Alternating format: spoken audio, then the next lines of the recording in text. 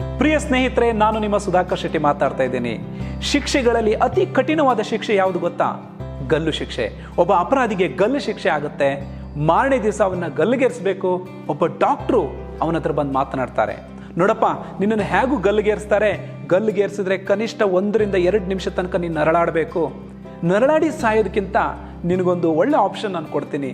ಒಂದು ಕಾರ್ಕೋಟಕ ವಿಷಭರಿತ ಹಾವನಿಂದ ನಿನ್ನನ್ನು ಕಚ್ಚಿಸಿದ್ರೆ ನೀನು 3 ಸೆಕೆಂಡ್ನಲ್ಲಿ ಸತ್ತೋಗ್ಬಿಡ್ತೀಯ.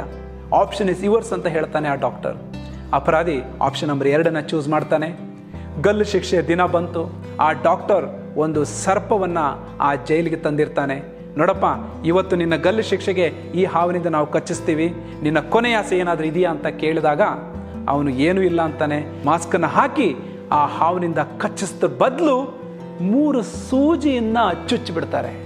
ಆ ಮಾಸ್ಕ್ ಹಾಕಿರೋ ಅಪರಾಧಿ ಅನ್ಕೊಳ್ತಾನೆ ನನಗೆ ಹಾವೇ ಕಚ್ಚಿಬಿಡ್ತು ಅಂತ. 3 ಸೆಕೆಂಡ್ನಲ್ಲಿ ಆ ಅಪರಾಧಿ ಸತ್ತೋಗ್ಬಿಡ್ತಾನೆ.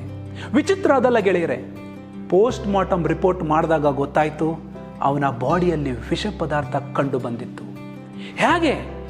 ಹಾವಿನಿಂದ ಕಚ್ಚಿಲ್ಲ, 3 ಸೂಜಿಯನ್ನು ಚುಚ್ಚುತ್ತಿದ್ದಾಗೆ ಅವನ ಮೈಂಡು ಅವನ ಬಾಡಿಯಲ್ಲಿ ವಿಷ ಪದಾರ್ಥವನ್ನು ತಯಾರಿ ಮಾಡಿಬಿಡ್ತು.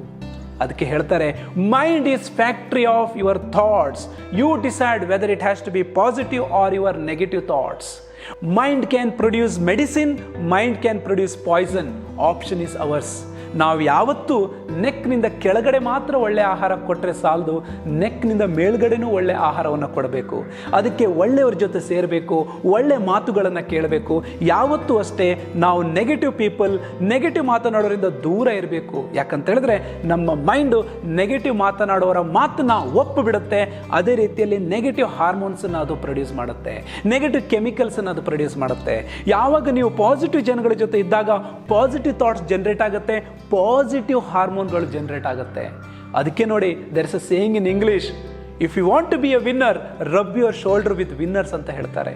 ದಯವಿಟ್ಟು ಗೆಳೆಯರೆ, ನಮ್ಮ ಮೈಂಡ್ಗೆ ಯಾವುದೇ ಕಾರಣಕ್ಕೂ ನೆಗೆಟಿವ್ ಥಾಟ್ಸನ್ನು ಕೊಡ್ಲಿಕ್ಕೆ ಹೋಗಬೇಡಿ. ನೆಗೆಟಿವ್ ಥಾಟ್ಸ್ ಬಂದ ತಕ್ಷಣ ಅದನ್ನು ತೆಗೆದು ಬಿಸಾಕಿ ಪಾಸಿಟಿವ್ ವಿಷಯಗಳತ್ತ ಗಮನವನ್ನು ಹರಿಸಿ. ಗೆಳೆಯರೆ, ನಾವು ಬೆಳಗ್ಗೆ ಎದ್ದು ಕೆಲಸಕ್ಕೆ ಹೊರಡುವಾಗ ಮುಂಚೆ ದೇವರಿಗೆ ಕೈ ಮುಗಿದು, ದೇವರೇ ನಾನಿವತ್ತು ನಿನ್ನ ಡ್ಯೂಟಿಗೆ ಹೋಗ್ತಾ ಇದ್ದೀನಿ ಅಂತ ನೀವು ಹೊರಡಿ. ಆವಾಗ ಆ ನೇಚರ್, ಆ ಪ್ರಕೃತಿ ನಿಮಗೆ ಸಹಾಯ ಮಾಡುತ್ತೆ. ಯಾಕಂತ ಹೇಳಿದ್ರೆ ನೀವು ಮಾಡುವಂಥ ಪ್ರತಿ ಕೆಲಸದಲ್ಲೂ ಡಿವಿನಿಟಿ, ಆ ದೇವರನ್ನು ನೀವು ನೋಡ್ತೀರಾ. ಆ ದೇವರನ್ನ ನೋಡಿದಾಗ ನಿಮ್ಮ ಮನಸ್ಸು ಪಾಸಿಟಿವ್ ಥಿಂಕಿಂಗ್ನತ್ತ ಹೋಗುತ್ತೆ. ಅದಕ್ಕೆ ಹೇಳೋದು, when you think positive and do work, result also will be positive. Thank you very much.